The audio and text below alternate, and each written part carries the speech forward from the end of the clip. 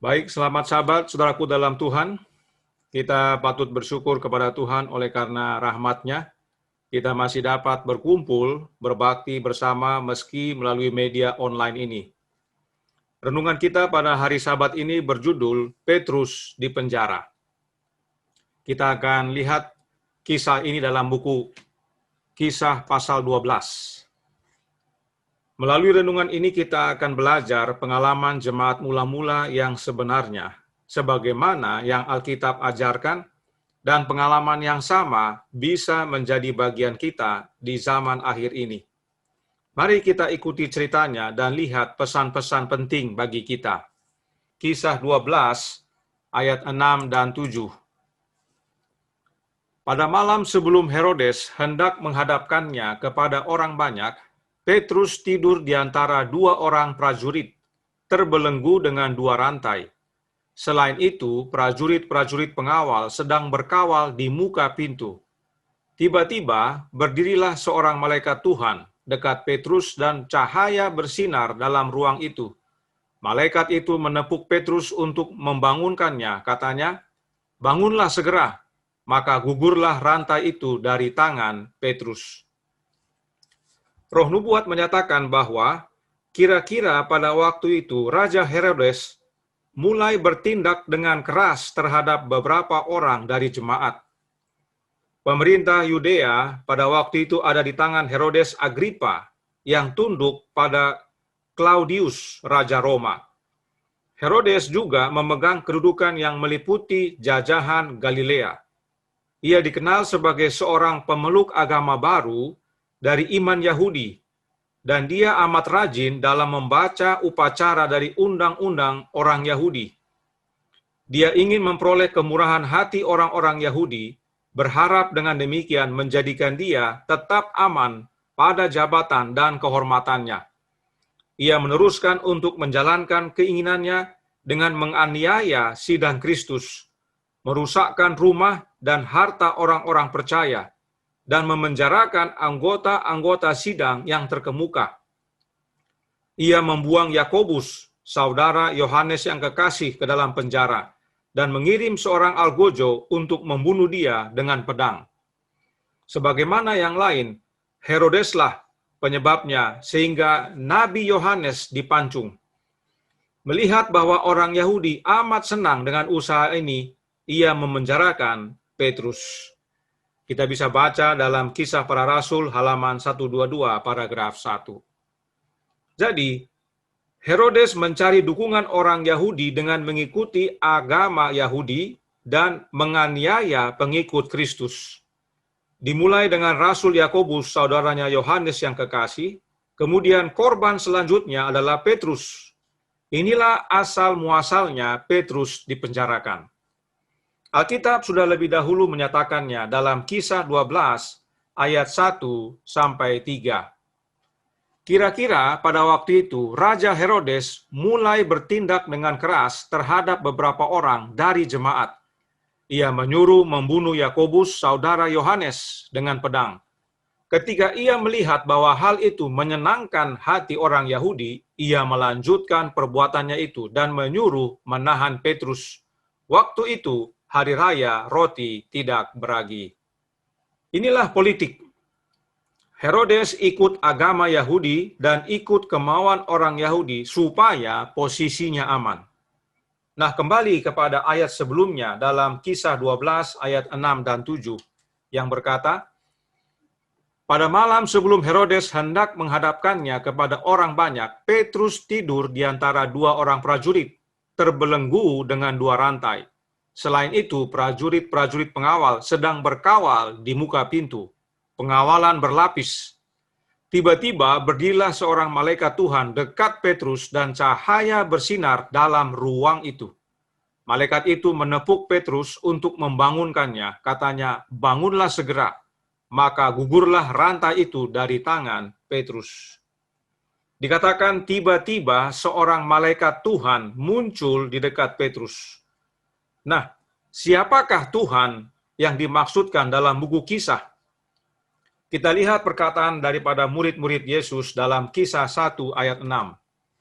Maka bertanyalah mereka yang berkumpul di situ, "Tuhan, maukah Engkau pada masa ini memulihkan kerajaan bagi Israel?" Tuhan yang dimaksudkan oleh para murid adalah Tuhan Yesus Kristus. Dan ini terjadi sebelum Yesus naik kembali ke surga. Bagaimana dengan sesudah Yesus naik kembali ke surga?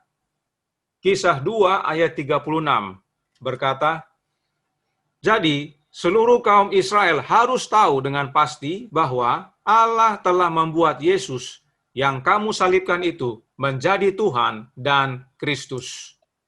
Allah, yaitu Allah Bapa, telah menjadikan Yesus anaknya menjadi Tuhan dan Kristus. Jadi bagi mereka yang belum tahu dan yang menerima kesalahan informasi, sebab ada yang ajarkan bahwa tidak ada dalam Alkitab yang menyatakan bahwa Yesus menjadi Tuhan, inilah dasar Alkitabiahnya, bahwa Allah Bapa menjadikan Yesus Tuhan dan Kristus. Jadi Tuhan yang dimaksudkan adalah Yesus Kristus. Karenanya, saat disebut malaikat Tuhan, itu artinya malaikatnya Yesus. Sebab memang Yesus adalah penghulu malaikat. Yudas 1 ayat 9 berkata, "Tetapi penghulu malaikat, Mikael, ketika dalam suatu perselisihan bertengkar dengan iblis mengenai mayat Musa, tidak berani menghakimi iblis itu dengan kata-kata hujatan, tetapi berkata, 'Kiranya Tuhan menghardik engkau.'" Apakah benar Mikael ini adalah Yesus Kristus, anak Allah?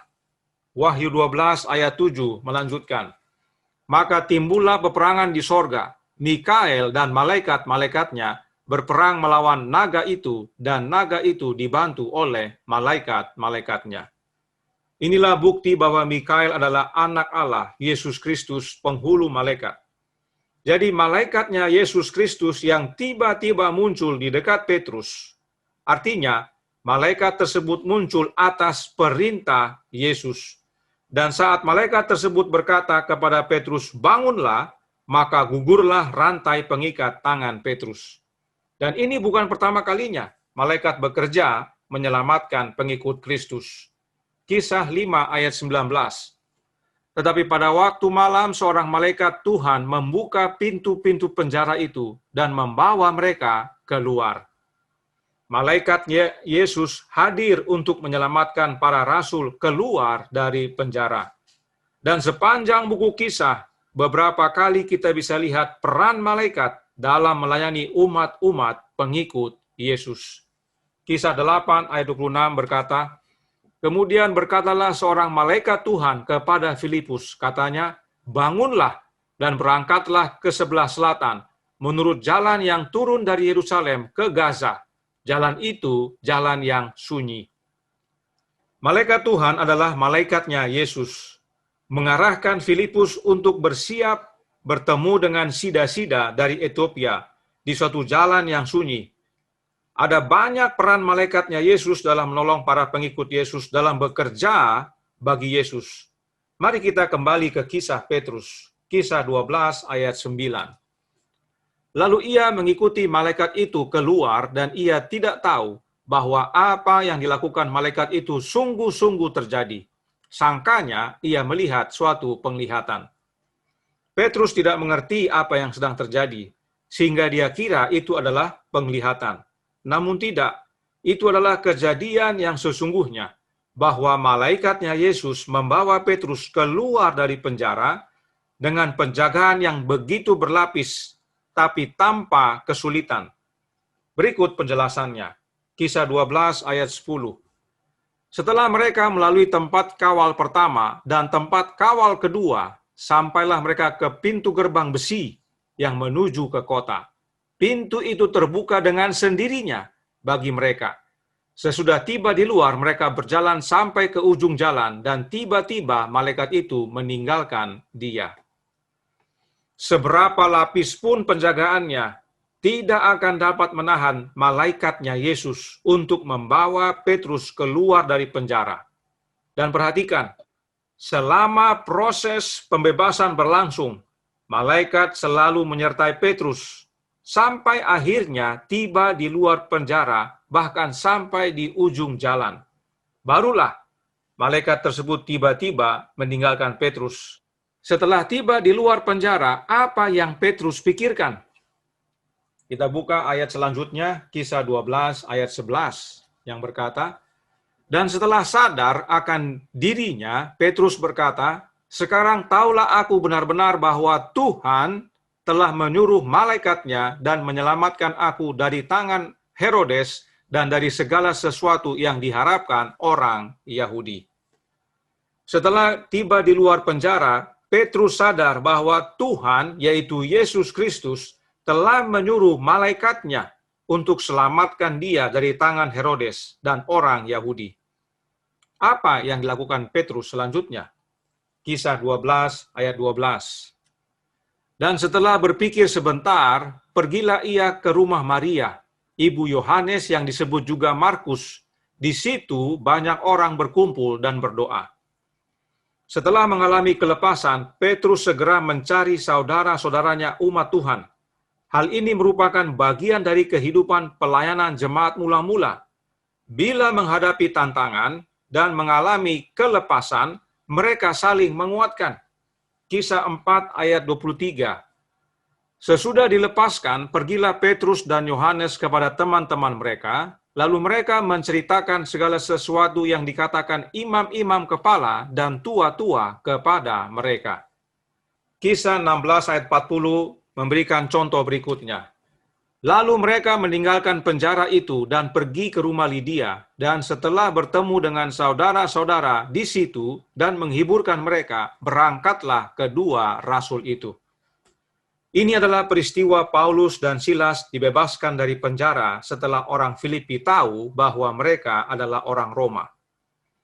Ini adalah teladan dari jemaat mula-mula, yaitu bila mana mereka mengalami tantangan, mengalami kesusahan, dan menerima kelepasan daripada Tuhan, mereka akan berkumpul dan saling menguatkan, bersaksi dari pengalaman yang mereka alami, agar boleh menjadi kekuatan bagi satu sama lain dalam bekerja bagi Tuhan. Kisah 14 ayat 22 berkata, "Di tempat itu mereka menguatkan hati murid-murid itu dan menasihati mereka supaya mereka bertekun di dalam iman dan mengatakan bahwa untuk masuk ke dalam kerajaan Allah, kita harus mengalami banyak sengsara." Inilah pentingnya untuk kita saling menguatkan, karena untuk masuk ke dalam kerajaan Allah, kita harus alami banyak sengsara. Inilah pengalaman Paulus dan Barnabas di Listra, pengalaman Petrus dan rasul-rasul yang lainnya. Mereka banyak mengalami sengsara. Paulus juga menyatakan dalam 1 Tesalonika 3 ayat 2-4.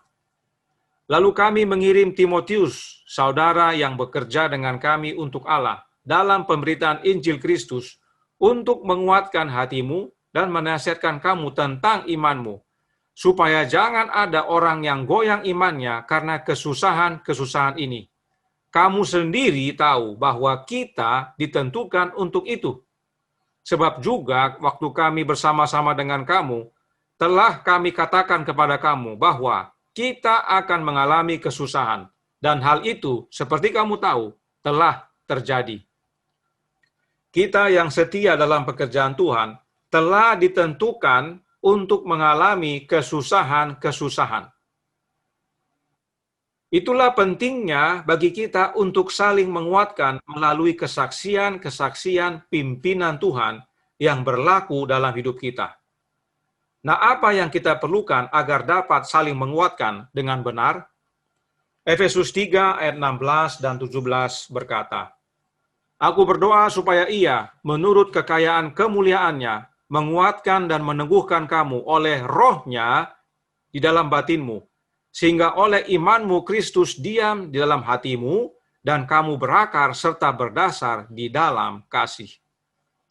Paulus berdoa supaya ia, yaitu Allah Bapa, menguatkan dan meneguhkan umat-Nya oleh roh-Nya di dalam batin mereka. Nah, bagaimana caranya roh-Nya Bapa menguatkan kita dalam batin kita?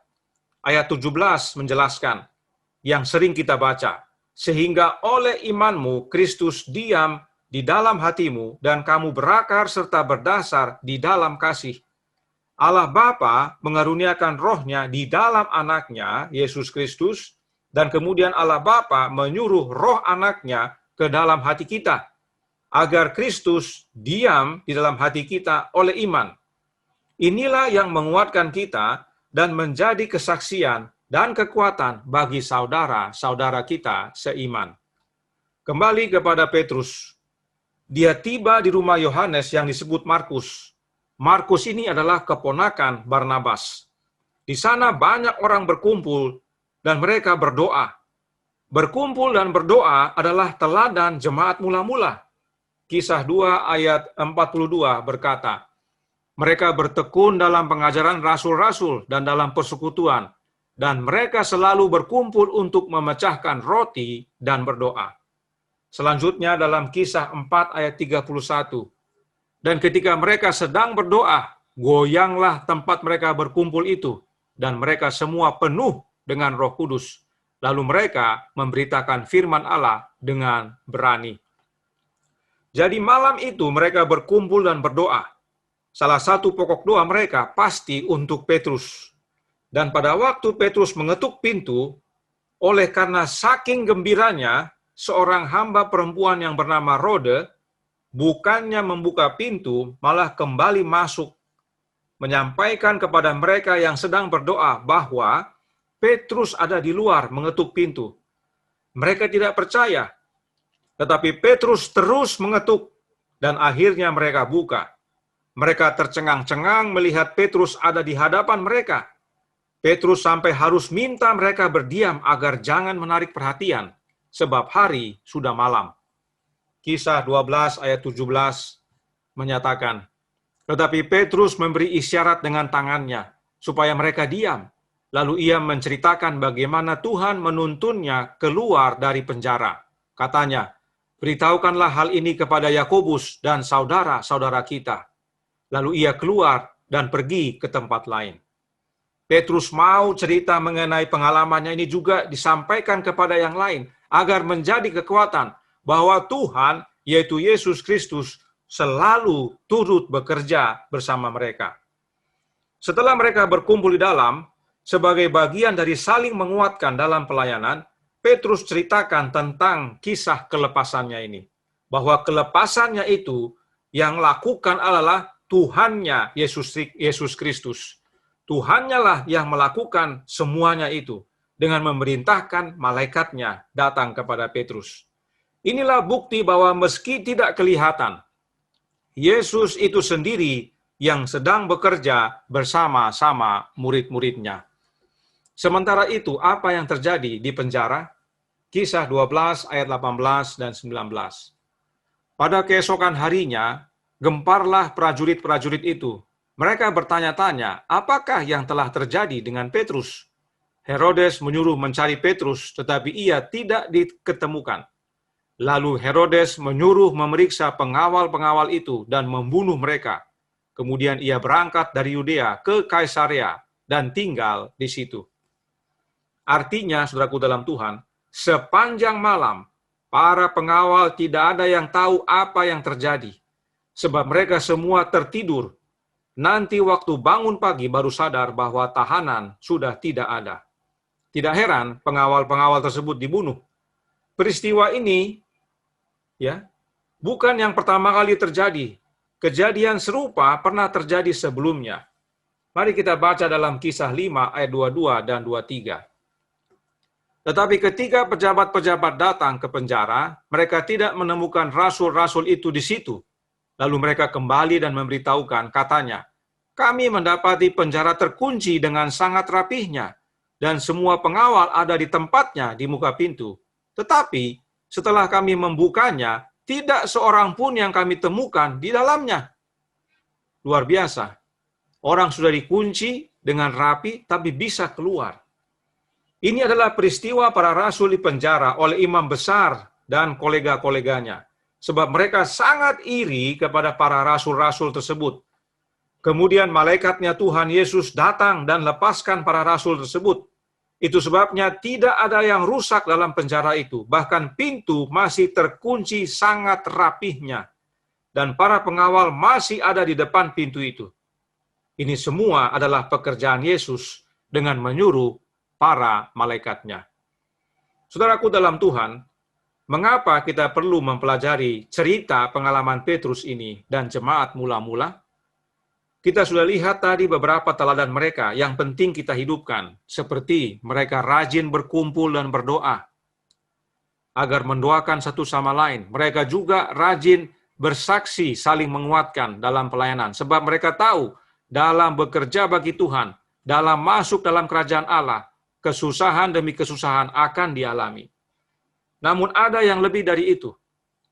Kejadian 18 ayat 2 dan 3, kita lihat. Ketika ia mengangkat mukanya, ia di sini adalah Abraham.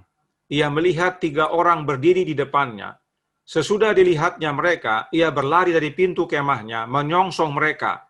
Lalu sujudlah ia sampai ke tanah, serta berkata, Tuanku, jika aku telah mendapat kasih Tuanku, janganlah kiranya lampaui hambamu ini. Abraham saat berkemah di Mamre, dikunjungi oleh 3 orang. Siapakah 3 orang ini?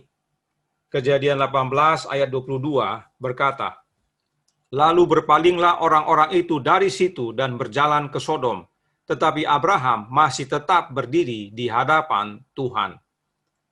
Dari 3 orang yang Abraham jamu ini, 2 pergi melanjutkan ke Sodom, dan 1 tetap bersama Abraham.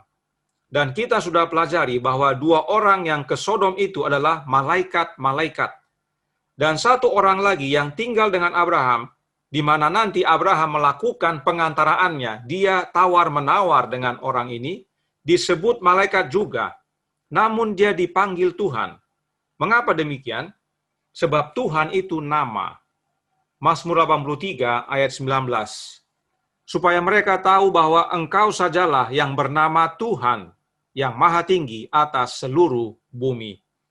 Yang bernama Tuhan ini hanya 1, sebab dikatakan engkau sajalah. Itu sebabnya Musa menuliskan ayat yang banyak umat Allah hafal. Ulangan 6 ayat 4. Dengarlah hai orang Israel, Tuhan itu Allah kita, Tuhan itu Esa. Jadi yang bernama Tuhan itu adalah Allah kita dan dia Esa. Yesaya menekankan dalam Yesaya 45 ayat 5 dan 6. Akulah Tuhan dan tidak ada yang lain, kecuali aku tidak ada Allah. Aku telah mempersenjatai engkau sekalipun engkau tidak mengenal aku, supaya orang tahu dari terbitnya matahari sampai terbenamnya bahwa tidak ada yang lain di luar aku. Akulah Tuhan dan tidak ada yang lain. Jelas sekali bahwa yang bernama Tuhan ini tunggal. Jadi Allah yang bernama Tuhan ini hanya 1 dan tidak ada yang lain. Lalu kenapa ada seorang malaikat yang disebut Tuhan? Keluaran 23 ayat 20 dan 21. Sesungguhnya aku mengutus seorang malaikat berjalan di depanmu untuk melindungi engkau di jalan dan untuk membawa engkau ke tempat yang telah kusediakan. Jagalah dirimu di hadapannya dan dengarkanlah perkataannya. Janganlah engkau mendurhaka kepadanya, sebab pelanggaranmu tidak akan diampuninya, sebab namaku ada di dalam dia. Allah yang bernama Tuhan ini berkata kepada Musa bahwa dia mengutus seorang malaikat untuk memimpin bangsa Israel dalam tiang awan dan tiang api. Dan di dalam malaikat itu ada nama Allah, yaitu Tuhan. Inilah sebabnya malaikat itu dipanggil dengan nama Tuhan atau disebut Tuhan dalam Alkitab. Nah, siapakah dia? Ibrani 1 ayat 4 berkata, jauh lebih tinggi daripada malaikat-malaikat, sama seperti nama yang dikaruniakan kepadanya, jauh lebih indah daripada nama mereka. Ayat ini menyatakan tentang anak Allah. Karenanya malaikat yang dinyatakan Bapa dalam Keluaran 23 tadi adalah anak Allah. Sebab tidak ada seorang pun, bahkan para malaikat surga sekalipun, yang menerima karunia nama Allah selain daripada anaknya. Lalu kenapa anaknya disebut malaikat? Maliaki 3 ayat 1. Lihat, aku menyuruh utusanku, supaya ia mempersiapkan jalan di hadapanku. Dengan mendadak Tuhan yang kamu cari itu akan masuk ke baitnya. Malaikat perjanjian yang kamu kehendaki itu sesungguhnya, ia datang firman Tuhan semesta alam. Kata utusan dan kata malaikat dalam ayat ini diterjemahkan dari kata Ibrani yang sama. Itu sebabnya malaikat bermakna utusan. Jadi malaikat yang berbicara dengan Abraham dan yang memimpin bangsa Israel adalah anak Allah yang diutus Bapa kepada umat-umatnya, sebab nama Bapanya ada di dalam dia. Dan anak Allah ini bekerja dalam kehidupan umatnya bersama dengan para malaikat-malaikatnya. Inilah pola kerja Tuhan kita, Yesus Kristus. Dia hadir bekerja bersama umat-umatnya, dan dia berdayakan juga para malaikatnya untuk menolong kita. Dan pola ini nyata sekali dalam buku Kisah, yaitu dalam pengalaman jemaat mula-mula. Setelah menerima kecurahan Roh Kudus yang adalah Roh Kristus, pengalaman ini menjadi bagian mereka. Nah, apa buktinya roh yang dicurahkan pada hari Pentakosta adalah rohnya Kristus? Kita baca kembali ayat-ayat berikut ini, khususnya bagi mereka yang baru bergabung atau baru belajar. Markus 16 ayat 19 dan 20 berkata, sesudah Tuhan Yesus berbicara demikian kepada mereka, terangkatlah ia ke sorga, lalu duduk di sebelah kanan Allah. Mereka pun pergilah memberitakan Injil ke segala penjuru, dan Tuhan turut bekerja dan meneguhkan firman itu dengan tanda-tanda yang menyertainya. Jadi, setelah Yesus bersama murid-murid 40 hari, dia kembali naik ke surga, pulang kepada Bapa, dan menerima kemuliaan, lalu mencurahkan Roh Kudus-Nya, maka murid-muridnya pergi ke seluruh penjuru untuk kabarkan Injil. Dan perhatikan, Tuhan, yaitu Yesus Kristus, turut bekerja dengan mereka, yaitu melalui kehadiran Roh-Nya yang dia curahkan pada hari Pentakosta. Itu sebabnya Lukas menuliskan dalam Kisah 16 ayat 7, dan setibanya di Misia, mereka mencoba masuk ke daerah Bitinia, tetapi Roh Yesus tidak mengizinkan mereka. Inilah bukti ringkas bahwa Roh Kudus yang dicurahkan pada hari Pentakosta adalah Roh-Nya Kristus itu sendiri. Kristus masih melayani umatnya melalui kehadiran Roh-Nya yang kudus. Dan tidak hanya itu, kembali, Yesus selalu berdayakan para malaikatnya. Perhatikan bagaimana Yesus dan malaikatnya bekerja bersama umatnya. Kita lihat kembali Kisah 8 ayat 26 tentang Filipus. Kemudian berkatalah seorang malaikat Tuhan kepada Filipus, ya, malaikat Tuhan. Artinya malaikatnya Yesus, katanya, bangunlah dan berangkatlah ke sebelah selatan, menurut jalan yang turun dari Yerusalem ke Gaza. Jalan itu jalan yang sunyi. Kemudian dalam Kisah 8 ayat 29 berkata, lalu kata Roh kepada Filipus, pergilah ke situ dan dekatilah kereta itu. Malaikat yang Yesus utus mengarahkan Filipus ke jalan yang sepi supaya nanti bertemu dengan sida-sida dari Etiopia. Dan saat sudah melihat kereta mendekat, Roh memerintahkan Filipus untuk pergi mendekat. Nah, Roh siapa yang memerintahkan Filipus? Kita baca ayat 39. Kisah 8 ayat 39 berkata, dan setelah mereka keluar dari air, Roh Tuhan tiba-tiba melarikan Filipus, dan sida-sida itu tidak melihatnya lagi.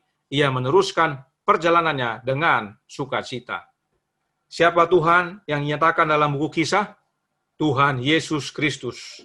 Sebab Allah telah menjadikan Yesus Tuhan dan Kristus, sebagaimana Kisah 2 ayat 36 tadi telah nyatakan. Jadi, Roh Yesus kembali bekerja bersama umat-umatnya, dan dia selalu menyertakan pelayanan para malaikatnya dalam hidup umatnya. Ini adalah pola kerja Yesus dan tidak ada perubahan. Sejak dulu sampai kepada zaman para rasul, jemaat mula-mula, sampai kepada sekarang. Perhatikan pernyataan Alkitab berikut ini. 1 Timotius 5 ayat 21. Di hadapan Allah dan Kristus Yesus dan malaikat-malaikat pilihannya, kupesankan dengan sungguh kepadamu, camkanlah petunjuk ini tanpa prasangka dan bertindaklah dalam segala sesuatu tanpa memihak.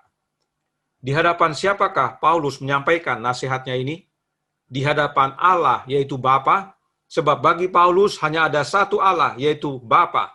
Lalu di hadapan Tuhannya, yaitu Yesus Kristus, dan di hadapan malaikat-malaikatnya Yesus. Adakah Paulus kelupaan oknum yang lain? Tentu tidak. Dia tahu kebenaran. Selanjutnya, Wahyu 1 ayat 1 berkata, "Inilah wahyu Yesus Kristus yang dikaruniakan Allah kepadanya, supaya ditunjukkannya kepada hamba-hambanya apa yang harus segera terjadi. Dan oleh malaikatnya yang diutusnya, ia telah menyatakannya kepada hambanya Yohanes." Allah yang adalah Bapa mengaruniakan wahyu ini kepada anaknya, Yesus Kristus, supaya Yesus tunjukkan kepada hamba-hambanya apa yang harus terjadi. Lihat kalimat yang ditandai warna biru. Artinya, Yesus menerima dari Bapanya dan dia juga turut menyampaikan kepada umatnya. Namun, lihat juga yang ditandai warna merah. Yesus juga berdayakan malaikatnya untuk menyatakan wahyu yang dia terima dari Bapanya. Adakah oknum lain yang diperlukan? Tidak ada. Yesus menyampaikan dan dia berdayakan malaikat untuk juga turut menyatakan. Bahkan Yesus berkata dalam Wahyu 3 ayat 5, "Barang siapa menang, ia akan dikenakan pakaian putih yang demikian. Aku tidak akan menghapus namanya dari kitab kehidupan, melainkan aku akan mengaku namanya di hadapan Bapa-Ku dan di hadapan para malaikatnya." Mereka yang menang dan selamat akan Yesus akui di hadapan Bapanya dan di hadapan para malaikatnya. Apakah ada oknum lain yang terlupa disebutkan? Tidak ada. Inilah penghuni surga, Bapa, Anak, dan para malaikatnya. Dan nanti kita bergabung dengan mereka. Inilah kebenaran indah yang boleh kita dapatkan dari pengalaman Petrus di penjara. Dan Yesus masih bekerja melayani umatnya sampai saat ini melalui kehadiran Roh-Nya yang kudus. Lalu apa yang dilakukan malaikatnya saat ini? Ini yang perlu kita pikirkan dan renungkan, saudaraku dalam Tuhan. Dan puji Tuhan, bacaan rumah tangga tadi pagi selaras dengan apa yang kita akan dengarkan sesaat lagi. Satu hal yang perlu kita ketahui adalah, saat ini Yesus ada di bilik yang maha suci. Nah, ada seorang malaikat yang sedang bertugas. Perhatikan perkataan Nabi Yeskel dalam Yeskel 9 ayat 11. Saya yakin banyak dari kita ingat akan ayat ini. Lihat, orang yang berpakaian lenan itu dan yang mempunyai alat penulis di sisinya memberikan laporan, katanya, "Aku sudah kerjakan seperti engkau perintahkan kepadaku." Bila mana yang sudah belajar, pasti mengingat. Yesus memanggil 6 orang malaikat. Satu dari antara mereka membawa alat tulis, dan tugasnya adalah memberi tanda pada dahi umatnya. Mereka yang tidak menerima tanda akan dimusnahkan, dibunuh oleh yang 5 lagi. Satu malaikat yang memberi tanda itu saat ini sedang bekerja. Dan bila mana dia sudah kembali melapor kepada Yesus bahwa tugasnya sudah selesai, maka Yesus akan berkata, "Sudah terlaksana." Maka Yesus menghentikan pelayanannya sebagai imam besar dan keluar dari bilik yang maha suci, pintu kasihan ditutup. Karenanya, saudaraku dalam Tuhan, biarlah kita rajin berkumpul berbakti, kita rajin saling mendoakan, kita rajin saling menguatkan, minta Roh Kristus bekerja dalam hidup kita, dan minta Dia kirimkan malaikatnya tolong kita, agar kita kabarkan keselamatan kepada dunia, dan melayakkan kita menerima tanda, agar bila mana pintu kasihan ditutup, kita didapati benar dan selamat. Dan nama kita nantinya, Yesus akui di hadapan Bapanya dan di hadapan para malaikatnya. Tuhan memberkati, saya bawa dalam nama Yesus. Amin. Mari kita berdoa. Bapa kami yang di sorga, Allah pencipta langit dan bumi, laut dan segala isinya, Allah yang maha besar, satu-satunya Allah yang benar, yang kami sembah selalu melalui anak-Mu yang tunggal, Yesus Kristus. Kami bersyukur atas cerita singkat mengenai Petrus di penjara. Ada poin penting yang perlu kami pahami dan kami ingat, bahwa Yesus sejak awal bekerja dari zaman perjanjian lama, perjanjian baru, bahkan sampai zaman kami. Meski tidak kelihatan, dialah yang bekerja, dan dia berdayakan malaikatnya, dan saat ini ada peran penting malaikat, yaitu untuk memberi tanda pada dahi mereka yang didapati benar. Kiranya ini menjadi peringatan bagi kami ya Bapa, agar kami berjaga dan bersedia, tidak main-main lagi. Sungguh-sungguh, agar bila mana Kristus menyatakan sudah terlaksana, kami didapati benar. Tolong kami ya Bapa, curahkan roh anak-Mu dalam hati ini, kehendak-Mu yang jadi, ampun kami akan dosa dan salah, karena kami berdoa hanya melalui nama anak Allah tunggal, Yesus Kristus yang adalah Tuhan dan Juru Selamat kami. Amin.